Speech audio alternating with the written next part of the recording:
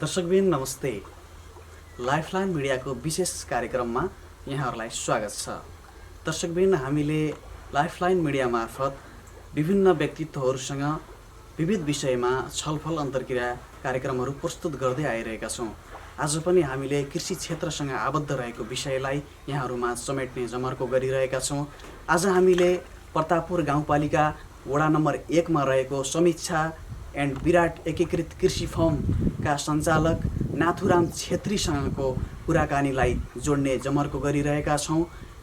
छेत्रीले लामो समयदेखि कृषि पेसालाई अँगाल्दै आउनु भइरहेको छ। उहाँले प्रतापपुर गाउँपालिका वडा नम्बर 1 स्थित आफ्नै करिब 4 बिघा जमिनमा मत्स्य पालन गर्दै आउनुभएको छ भने लिएर विभिन्न खेती अँगाल्दै आएर कृषिलाई नै मुख्य प्राथमिकता दिएर यस क्षेत्रकै उदाहरणीय कृषकको रूपमा आफूलाई स्थापित गर्न सफल हुनुभएको छ र जिल्ला स्तरीय राष्ट्रपति पुरस्कारबाट उत्कृष्ट किसानको रूपमा पनि उहाँ सम्मानित भइसक्नु भएको छ। अबको क्रममा जोड्न चाहन्छौँ उहाँसँग गरिएको यो विशेष कुराकानी। स्वागत छ यहाँलाई लाइफलाइन मिडियाको विशेष संवादमा। धन्यवाद। आराम हुनुहुन्छ? सब ठिकै छ। केमा व्यस्त हुनुहुन्छ अचेल? अब हामी के किसान मान्छे, यही आफ्नो एउटा चाहिँ फर्म खोलिएछ, त्यसैमा आयो, बिहान बेलुका डुल्यो। अहिले कोरोना पनि छ, समय पास गर्नलाई सजिलै भएको छ। सजिलै भएको छ। कृषि पेसामा आबद्ध हुनुहुन्छ है, विशेष गरी माछा पालनमा आबद्ध हुनुहुन्छ। हजुर हजुर। यो कहिलेदेखि यो माछा पालन व्यवसाय, यो कृषि कर्मलाई कहिलेबाट तपाईँले सञ्चालन गर्नुभयो? खास गरेर चाहिँ यो मनबाट सञ्चालन गरेको त धेरै वर्ष भयो। म चाहिँ कृषिमा जागिर खान्थेँ। त्यस बेलामा चाहिँ त्यहाँ तालिमहरू हुँदाखेरि माछामा चाहिँ यति माछा हालेपछि यति हुन्छ, जोड्दाखेरि एकाउन्टेन्ट मान्छे धेरै पो दाम आउँदो रहेछ। त्यही बेलामा मनमा चाहिँ खेती भएको थियो। हजुर। त्यसपछि जागिर छोडेपछि हजुर जागिर गर्दा गर्दै नै केही ठेक्कामा लिएर चाहिँ त्यसलाई काम गर्न थालेँ। ठिकै हुँदो रहेछ। त्यसपछि बल्ल आएर चाहिँ 62-63 म आफ्नो जग्गामा हजुर यो खाडल खनेर चाहिँ पोखरी चाहिँ गर्ने गरेँ र 71-72 मा गएर यो फर्म दर्ता गरेर चाहिँ विधिवत रूपले यसलाई सञ्चालन गरिरहेको छु। ए जागिर सेवामा पनि हुनुहुन्थ्यो? केमा हुनुहुन्थ्यो यहाँ पहिला? म चाहिँ निजामती सेवामा लगभग 35 वर्ष जागिर खाएर चाहिँ रिटायर्ड भएको। लेखापालमा रिटायर हुँदाखेरि चाहिँ लेखा अधिकृतबाट रिटायर भएको। अनि विशेष गरी तपाईँले यो मत्स्य पालन कृषि व्यावसायिक रूपमा चाहिँ तपाईँले सञ्चालन गरिरहँदा कृषिलाई नै रोज्नुको मुख्य कारण चाहिँ तपाईँ कसरी प्रेरित हुनुभयो, यो विषयमा अलिकति बताइदिनुहोस् न। त्यही नै भने नि, जुन बेलामा म कृषिमा काम गर्थेँ मनमा त्यही बेला नै बिउ पसेको थियो। त्यहाँ तालिममा चाहिँ जाँदाखेरि चाहिँ हेर्दाखेरि यो माछा सम्बन्धी चाहिँ बढी चाहिँ लाभदायक रहेछ भन्ने कुरो त्यहाँबाट बुझेको थिएँ। र बिस्तारै चाहिँ कार्यरूपमै हुँदाखेरि बिस्तारै चाहिँ ठेक्कापट्टा लिएर त्यसलाई सिक्दै जाँदाखेरि राम्रै रहेछ भनेर चाहिँ हजुर यसमा चाहिँ प्रवेश गरिहालेँ। त्यही त। अनि कति क्षेत्रफल जतिमा तपाईँले सञ्चालन गर्नुभएको छ यो फर्म चाहिँ? अहिले चाहिँ यो फर्म चाहिँ 4 बिघामा सञ्चालन छ। हजुर। 10 कट्ठामा चाहिँ केही तरकारी, कुखुरा फर्मको चाहिँ केही स्ट्रक्चर र गाईको चाहिँ फर्म गरेर चाहिँ छ। र चाहिँ लगभग 3.5 बिघामा चाहिँ यो माछा। माछामा पनि 2 किसिमको छ। ठुलो माछा खाने माछा उत्पादन र भुरा उत्पादन तथा नर्सरी स्थापना, बाहिरबाट चाहिँ ह्याच ल्याएर चाहिँ बिक्री गर्नु। हजुर हजुर। त्यही त हामीले तपाईँको यो चाहिँ फर्मको यो क्षेत्रफल वरिपरि पनि देख्न सक्छौँ। कुखुराहरू पनि पाल्नु भएको छ होइन, अरू तरकारी खेतीहरू पनि गर्नुभएको छ र विभिन्न प्रजातिका बिरुवाहरू पनि लगाउनु भएको छ। मुख्यतः यो कृषिमै आबद्ध हुनुहुन्छ। यो विशेष गरी माछालाई नै जोड दिनुभएको छ भन्नुभएको छ यहाँले। यो लामो समय पनि यहाँको अनुभव रहेको छ माछा पालनमा। यहाँले आफूलाई चाहिने यो माछा उत्पादनका लागि चाहिने माछाका भुराहरू यहीँ उत्पादन गर्नुहुन्छ या अन्तबाट बाहिरबाट ल्याउनुहुन्छ? के छ यहाँको अवस्था? म चाहिँ यो मत्स्य व्यवसायी सङ्घ नवलपरासीको चाहिँ जिल्ला अध्यक्ष पनि हो र अहिले चाहिँ टुक्रिएर चाहिँ 2टा जिल्ला हुँदाखेरि आधीजना चाहिँ त्यस पार्टमा जानुभयो, आधी चाहिँ हामी यहाँ चाहिँ पश्चिमी र पूर्वी नवलपरासी गरेर बसेका छौँ। यो 2टा जिल्ला टुक्रिँदाखेरि चाहिँ अहिले चाहिँ हाम्रो चाहिँ त्यो संस्थागत चाहिँ सङ्घ चाहिँ अलिकति हाम्रो चाहिँ पदाधिकारीहरू तलमाथि भएर चाहिँ बैठकहरू बस्ने, त्यसलाई निरन्तर दिन सकेको छैन। तर यो माछामा चाहिँ यहाँलाई भनौँ मसित अहिले 3.5 बिघामा 11वटा पोखरी छन्। 7वटा पोखरी चाहिँ भुरा उत्पादनको लागि र 4वटा चाहिँ माछा उत्पादनको लागि छ। मेरो ध्येय नै के हो भने कम क्षेत्रफलमा बढी से बढी उत्पादन कसरी गर्ने, हजुर।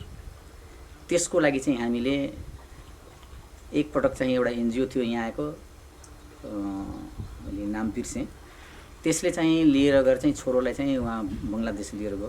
त्यहाँबाट गएर चाहिँ एउटा बैखी भन्दाखेरि पङ्गास पालनको लागि उसले उत्प्रेरित गर्यो। हजुर। आएर उसले भन्दाखेरि कि बुवा त्यहाँ त एक कट्ठामा चाहिँ 26 क्विन्टल उत्पादन देखेँ, त्यो गर्नु पर्यो बङ्गलादेशमा। तर मलाई विश्वास भएन। हजुर। र त्यही संस्थाले फेरि मलाई आएर चाहिँ के भन्नु, तपाईँ जानैपर्छ, किनभने यहाँ गर्ने कृषकमा तपाईँले मैले रोजेको छु, तपाईँ जानैपर्छ। फेरि उसले लिएर गयो मलाई। हजुर। र त्यहाँ जाँदाखेरि साँच्चै नै त्यति मात्र नभएर चाहिँ उसले त 37 क्विन्टल प्रति कट्ठाको दरले चाहिँ उत्पादन भएको देखाएपछि त हाम्रो मनमा चाहिँ भुइँचालो गइहाल्यो। एक कट्ठाको क्षेत्रफलको पोखरीमा 37 क्विन्टलसम्म चाहिँ उत्पादन देखायो। र त्यहाँबाट आएर चाहिँ मैले यो सिल्कोनियम प्लास्टिक, मेरो सबै पोखरीहरूमा 11वटामा सिल्कोनियम प्लास्टिक लागेको छ, हेरिराख्नुमा छ। यसले गर्दाखेरि समयमा मर्मत गर्नुपर्ने र चाहिँ त्योबाट चाहिँ जोगिन्छ र ठिक टाइममा चाहिँ भुरा हाल्ने, ठिक टाइममा निकाल्ने इत्यादि प्रविधिहरू गर्दाखेरि अहिले चाहिँ के छ भने यो पङ्गास पालन 5 गुणा बढी वृद्धि, अरू कार्प जातिभन्दा 5 गुणा बढी घनत्वमा पाल्न सकिने माछा रहेछ। र यसको चाहिँ उत्पादन गर्न सक्ने हो भने मेरो अब 3 बिघा त चाहिँ कति हो, 15 बिघाको लागि म टक्कर गर्ने पनि। हजुर। हजुर।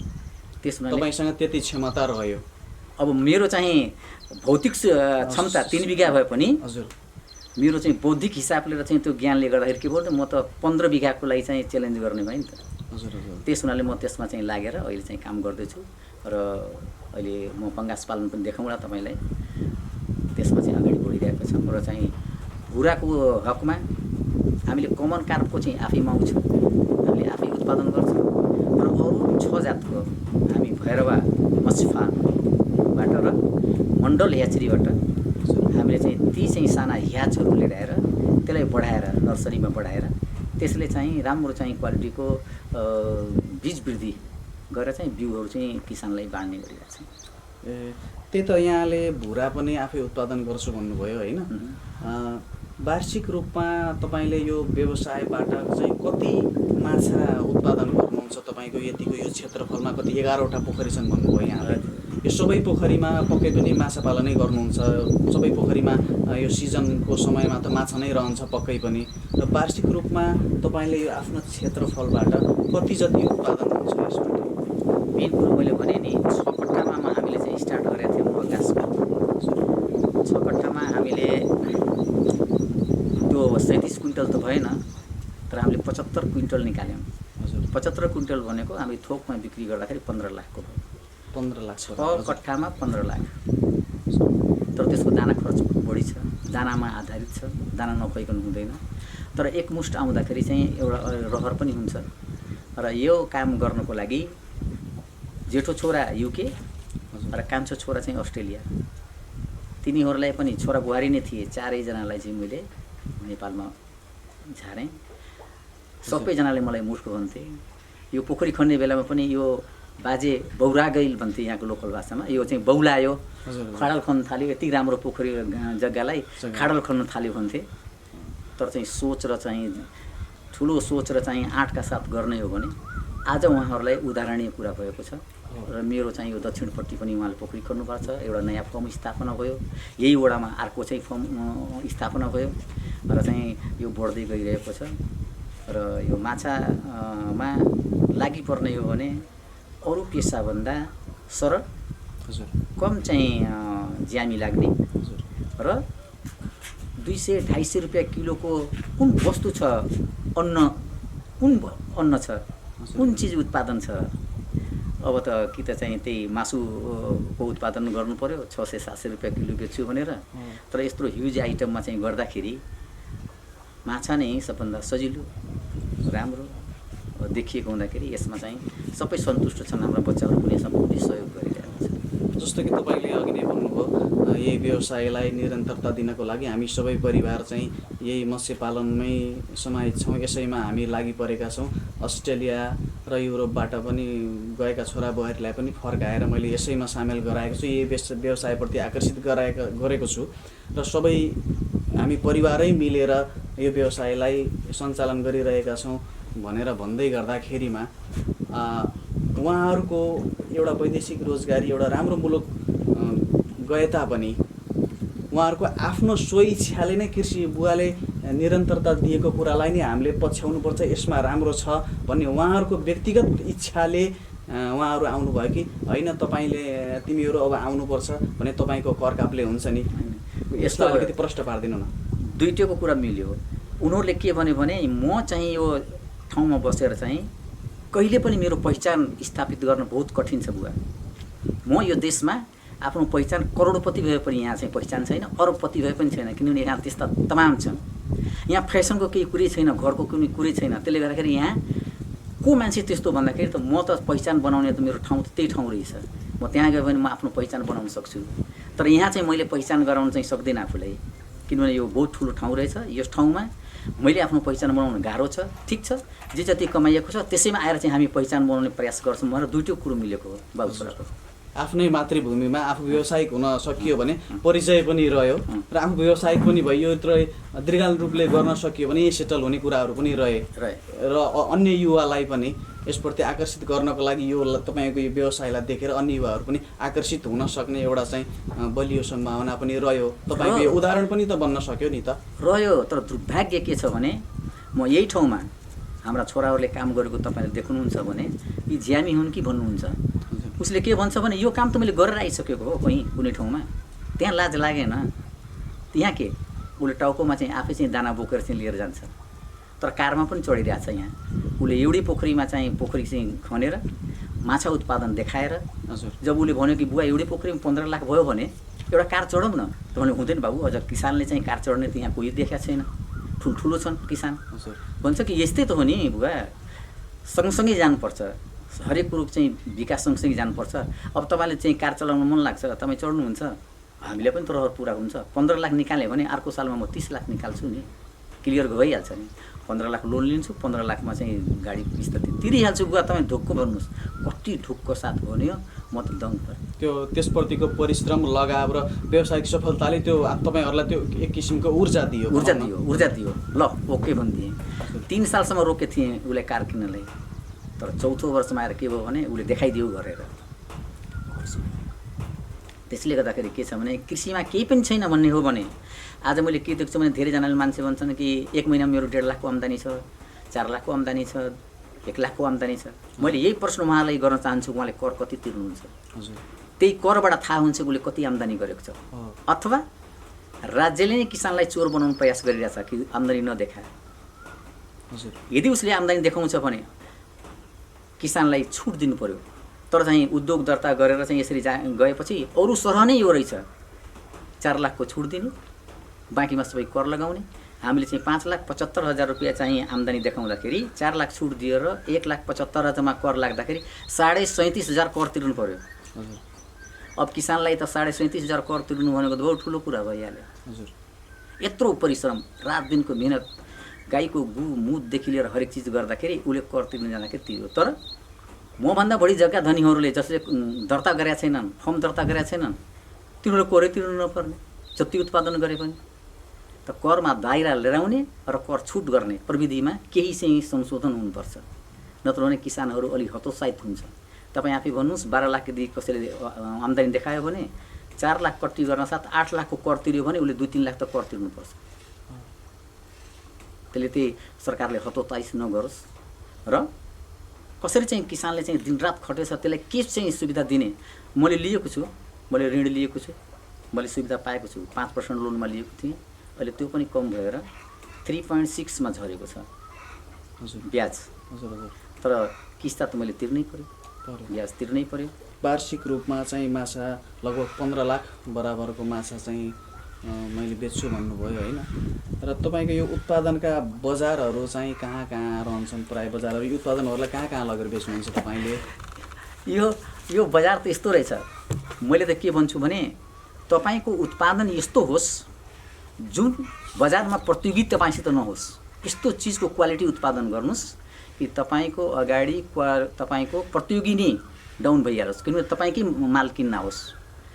मेरो चाहिँ पङ्गास माछा जब निकालेँ मैले, इन्डियन व्यापारीहरू त्यो माल लिएर फेरि इन्डिया पनि लिएर गयो र इन्डियाको लोकल जति बजारमा थियो त्यसले टक्कर गरिदियो। यहाँ मेरो चाहिँ ठुटीबारीदेखि लिएर यहाँ चाहिँ भैँसालोटन इन्डिया भनेको र हाम्रो चाहिँ यही लोकल बजारमा खपत पुरै भयो। किन भयो भने मेरो उत्पादन अरूको उत्पादनमा त गुणस्तरको थियो, गुणस्तरीय भयो, त्यसको मार्केट खोज्नै जानु परेन। र त्यस्तो अवस्था परेको बेलामा हामी चाहिँ केन्द्रीय चाहिँ हाम्रो चाहिँ मत्स्य व्यवसायी सङ्घसित चाहिँ अनुरोध गर्छु र उहाँहरूलाई चाहिँ कहीँ चाहियो भनेदेखि उहाँहरूले चाहिँ गाडी पठाउनुहुन्छ, माल लोड गरेर पठाउनु पनि सकिन्छ। भन्न खोजेको चाहिँ सफल रूपमा व्यावसायिक भइएर राम्रो किसिमको उत्पादन दिन सकियो भने कुनै पनि व्यवसायका उत्पादनलाई बजारको समस्या पर्दैन भन्ने यहाँको भनाइ। तर अन्डामा त्यस्तो रहेन। हजुर, कुखुरामा अब हामीले चाहिँ यहाँ हेर्दै हुनुहुन्छ 2टा खोर छ मसित, 3000 कुखुरा पाल्ने। 3000 कुखुरा पाल्ने भनेको त एकदम सानो व्यवसायी अहिले भएको छ। उसले चाहिँ सबै दाना किनेर ल्याउनु पर्ने। आज चाहिँ त्यहाँ दानाको चाहिँ हिसाब गर्दाखेरि अन्डा र दानाको बराबरी, अन्डाको चाहिँ मूल्य नै छैन। अनि हामीले चाहिँ के गर्ने भनेदेखि अब एउटा खोर खाली गरियो, अर्को खोरलाई पनि खाली गरेर अब चाहिँ सम्भवतः केही दिनमा हामी कुखुराबाट विस्थापित हुने स्थितिमा छौँ।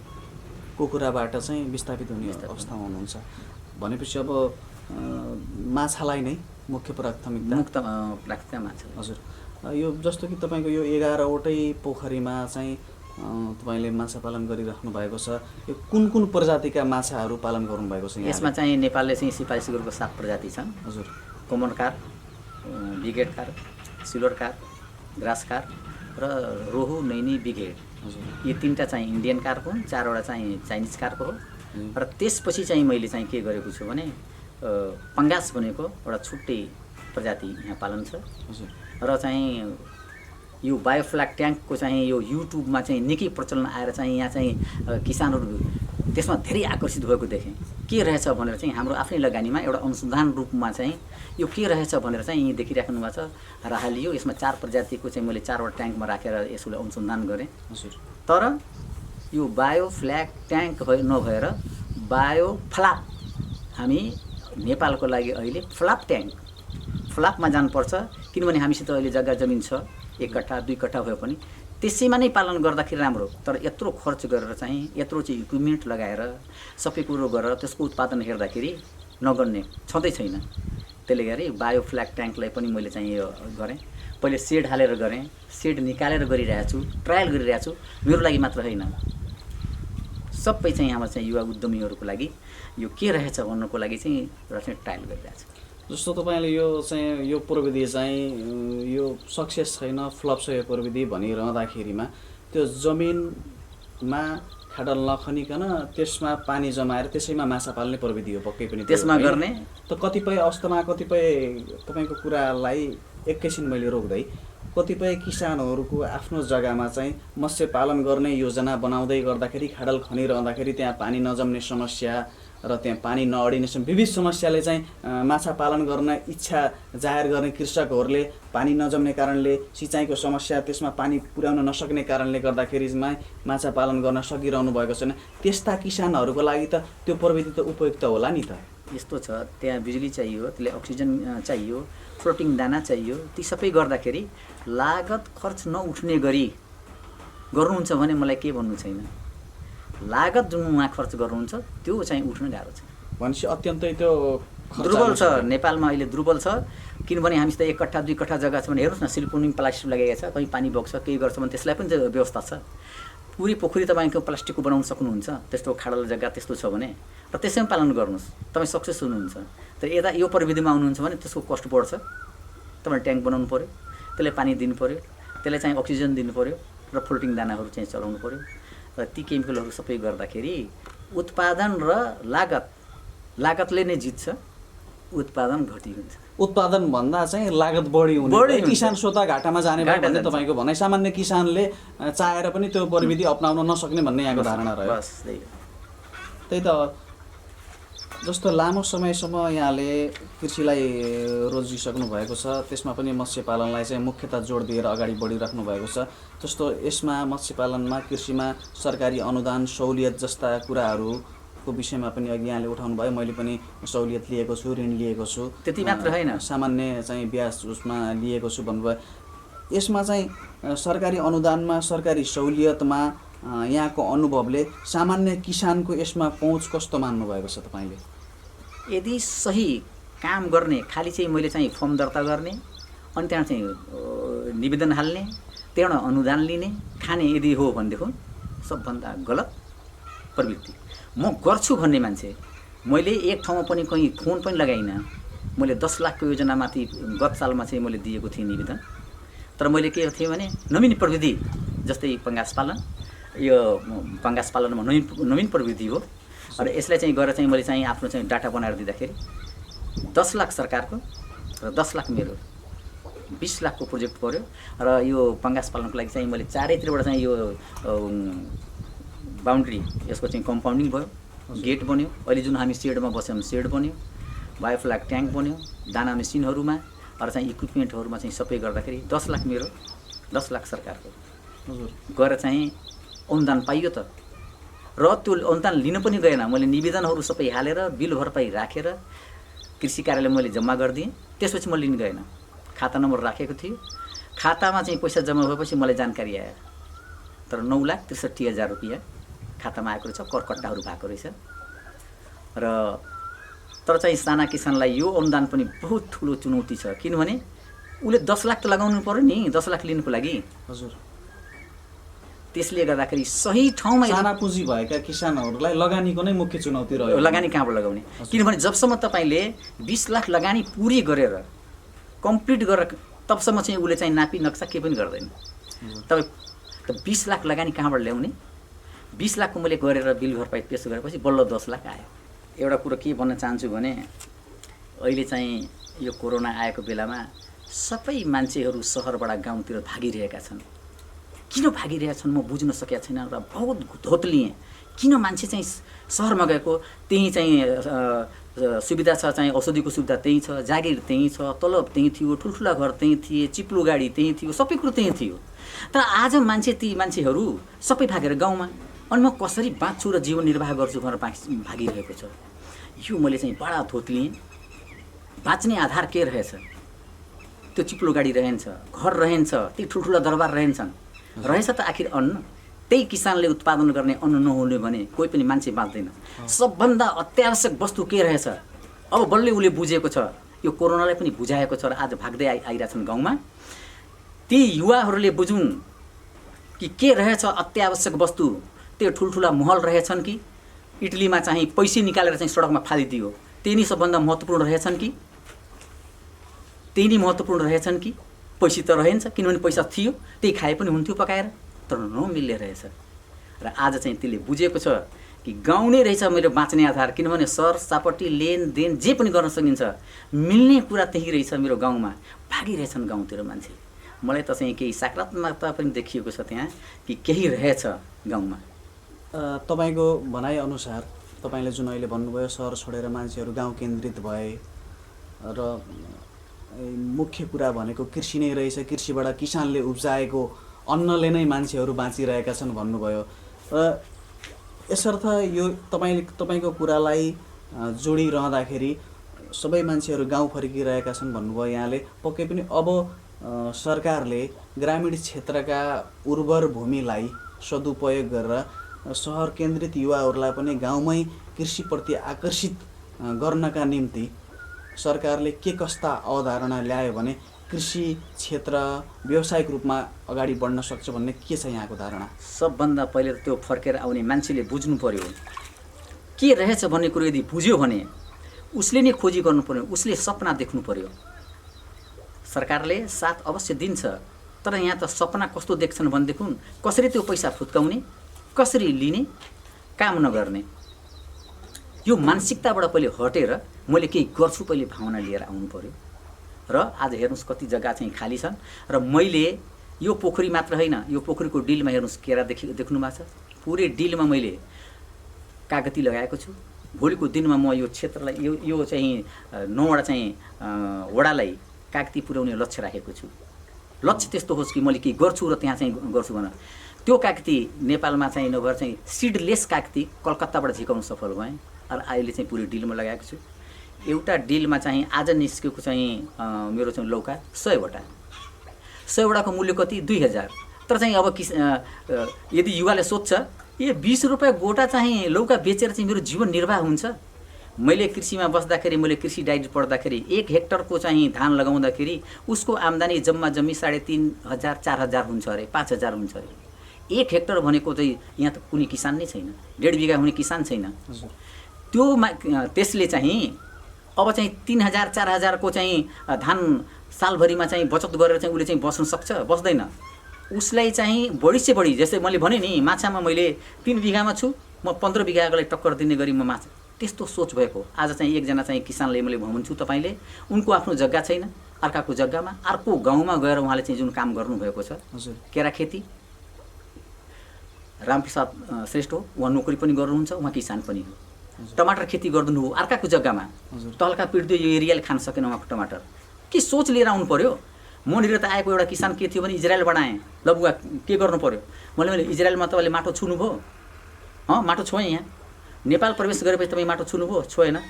तपाईँ मसित कुरा नगर्नुहोस्, तपाईँ युवा मसित कुरा नगर्नुहोस्, म 70 वर्षको हाराहारीमा छु, म चाहिँ अहिले चाहिँ कुटो लिएर तपाईँको अगाडि चाहिँ माटो छुँदैछु भने तपाईँ इजरायलबाट आएर नेपालमा माटै छुनु भएन भने त्यही पैसा लिएर आएर त्यहाँ तपाईँ खेलो गर्न खोज्नुहुन्छ?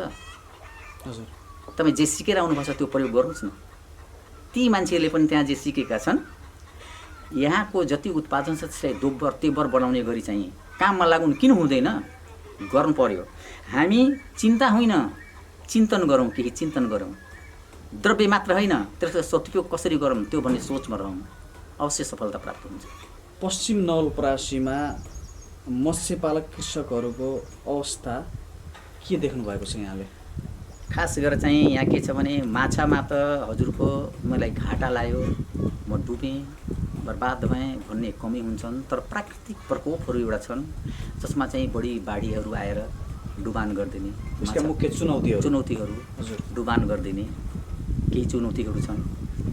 विष हालेको त त्यस्तो अहिले आएको छैन, बाँधहरू भत्किने इत्यादिको कुराहरू हुन्छ। अलिअलि चोर्ने चाहिँ प्रचलन छ यहाँ, माछा चाहिँ उसको डिलबाट फुत्क्यो कि अर्कोको भइहाल्यो, आफ्नो होइन, इत्यादिहरू छन्। तर माछेमा जग्गालाई छनौट गर्न नसक्नु प्रमुख चुनौती। जस्तो जग्गामा पनि बलौटी जग्गामा पनि गएर पोखरी खनिदिनु, त्यहाँको लागि त छुट्टै कुरो छन् नि।